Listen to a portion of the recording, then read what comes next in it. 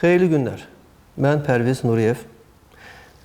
Mən qiymətli daşların və zərgərlik məmulatlarının qiymətləndirilməsi təcrübəsinə malik gemoloq və zərgərlik ekspertiyəm. Həmçinin Azərbaycan Zərgərlik Assosiasiyasının üzvüyəm. Bugün mən Bernard H. Mayer kolleksiyasından bir sıra əşyaları nəzərdən keçirəcəm. Bu yoxlamağa başlamazdan əvvəl brendin tarixini biraz araşdırdım və deyim ki, tarix olduqca əlamətdardır. Gəlin tapıb öyrəndiklərimi sizinlə bölüşüm. Hekayə 1871-ci ildə Almaniyanın Pforzheim şəhərində başlayır. Əgər Avropa zərgərliyi və saatçılığı haqqında biraz məlumatınız varsa, o şəhəri tanıyırsınız. Pforzheim 200 ildən artıqdır ki, bu sənayenin mərkəzidir. Bernard Heinrich Mayer adlı bir gənc metal oymaçısı orada öz emalatxanasını qurur. O istedadlı, dəqiq və ambisiyalı idi. Cəmi bir neçə il ərzində onun adı qiymətli metalda yüksək dəqiqlikli sənətkarlığın sinonimi oldu. 1800-cü illərin sonralarında Mayer emalatxanası Avropa kral ailələri və zadəganları üçün xatirə medalları hazırlamaq üçün ilk sifarişlərini aldı. 1900-cü illərin əvvəllərində iş daha da genişləndi. Onlar dünya üzrə mərkəzi banklar və xarici hökumətlər üçün sikkə və medalyonlar emal etməyə başladılar.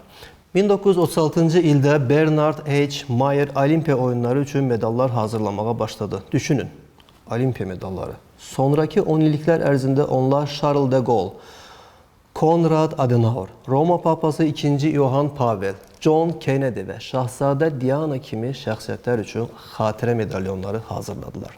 Bugün brend İsveçrənin Biel şəhrində, İsveçrə saatçılığın qəlbində yerləşir.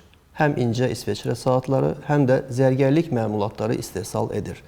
Pforzheimdakı ilk emalatxanadan 150 ildən çox vaxt keçməsinə baxmayaraq, eyni dəqiqlik və sənətkarlıq ruhu hələ də onların istehsal etdiyi hər bir məhsulun mərkəzində qalır. Belə bir miras marketinqlə qurulmur.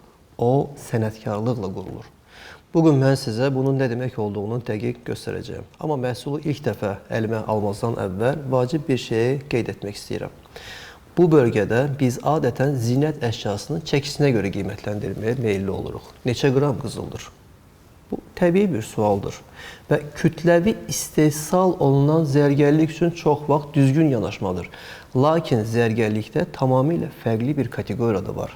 Burada qızılın özü demək olar ki, ən az önəm daşıyan hissədir. Bu tip zərgərlikdə siz pulunuzu hər bir daşın dəqiqliyinə, hər detalın mükəmməlliyinə, illərlə formalaşmış dizayn təcrübəsinə və etibarlı bir brendin adına ödeyirsiniz. Bunu bir saat kimi düşünün. Heç kim İsveçrə saatı neçə qram metal olduğunu soruşmur. Sual daha çox belə olur. Onu kim hazırlayıb və nə qədər keyfiyyətlə hazırlanıb? Bugün biz məhz buna cavab verəcəyik. Embracelet Peak Amethyst ilə başlayırıq. Çəhrayı ametist nadir bir növdür.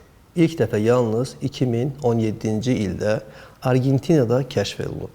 Ənənəvi bənövşəyi ametistdən fərqli olaraq o öz zərif çəhrayı rəngini mineralin tərkibindəki hematit daxil olunmasından alır və bu cür təmiz nümunələr həqiqətən nadir hallarda rast gəlinir. Mikroskop altında baxdığımızda bu zinət əşyasının gözəlliyi, işçiliyinin mükəmməlliyi, ametistlərin kəsimlərinin hər birinin eyni olması, üzərində istifadə olunan brilyant kəsimli almazların mükəmməl oturuşları. Mükəmməl. Bu, həqiqətən çəkisinə görə aldığınız bir əşya deyil. Siz onu necə hazırlandığına görə alırsınız və onun 30 il sonra da eyni görünəcəyinə görə. Növbəti məhsulumuz Jazzy Blue Topaz Diamond. Asılqanın üzərində istifadə olunan topaz və natural almazlar, brilyant kəsimli almazlar bu asılqana fərqli bir gözəllik verir. İşçiliyin mükəmməlliyi, almazların hər birinin eyni kəsimdə olması, almazların rənginin gözəlliyi bu asılqana fərqli bir yatırım məqsədi, fərqli bir gözəllik verir. Bunu da qeyd edim ki, bu məhsul səhər müxtəlif spektroskopik analizlərdən keçdi və almazların natural olub olmadığının hər biri yoxlanıldı və üzərindəki topazın sınma əmsalı 1.62 olduğu dəqiqləşdirildi. Bu da bu topaza fərqli bir gözəllik və fərqli bir yatırım məqsədi daşıdığını göstərir. Bu keyfiyyətdə bu standartlarla kəsilmiş və brilyantlarla yanaşı qaşa yerləşdirilmiş incə mavi topaz adətən yalnız yüksək səviyyəli zərgərlik evlərində rast gəlinən bir kombinasiyadır. Kütləvi bazar məhsullarında isə nadir hallarda olur. İndi bu kolleksiyanın ən əlamətdar hissəsi Blue Breeze asılqanı. Bu zərgərlik tanzanitlə işlənilib. Hər hansı bir testə keçməzdən əvvəl bir anlıq dayanmaq istəyirəm. Çünki tanzanitin özünü anlamağa dəyər. Tanzanit yer üzərində yalnız bir yerdə mövcuddur. Tanzaniyada. Kilimanjaro dağının ətəyində kiçik bir torpaq zolağı. Uzunluğu təxminən 7 kilometr, eni isə 2 kilometrdir. Bu bütün dünya ehtiyatıdır. Təsəvvür edin, bütün dünya ehtiyatı sadəcə orada. Planetin başqa heç bir yerində başqa bir yataq yoxdur. Tanzanit 1967-ci ildə kəşf edilib. 60 ildən az müddət əvvəl və o artıq tükənmə mərhələsindədir. Tanzaniya hökumətinin və müstəqil geoloqların hazırki qiymətləndirmələrinə görə bu ehtiyatların növbəti 10-20 il ərzində tam tükənə biləcəyi ehtimal olunur. Bir dəfə bitsə, artıq geri dönüş olmayacaq. Gələcək nəsillər tanzaniti yalnız muzeylərdə və ya ailələrdən miras qalan zərgərlik əşyalarını görə biləcəklər. Tanzanit almazdan təxminən 1000 dəfə daha nadir hesab olunur. Bir anlıq düşünün. Almazdan 1000 dəfə nadir bir daş. İndi isə məhsula baxaq. Və bu zinət əşyasına bir daha mikroskop altında baxırıq. Tanzanitlə olan məhsulumuz həqiqətən mükəmməl bir işçilik. Tərifə layiq bir işçilik və tanzanitdə olan o gözəllik. Sadəcə tanzanitə xas 3 rəng çalarlığı bu tanzanitdə mövcuddur. Həqiqətən mükəmməl bir işçilik. Bayaq da qeyd etdiyim kimi bütün məhsullar laboratoriya şəraitində yoxlanıldı.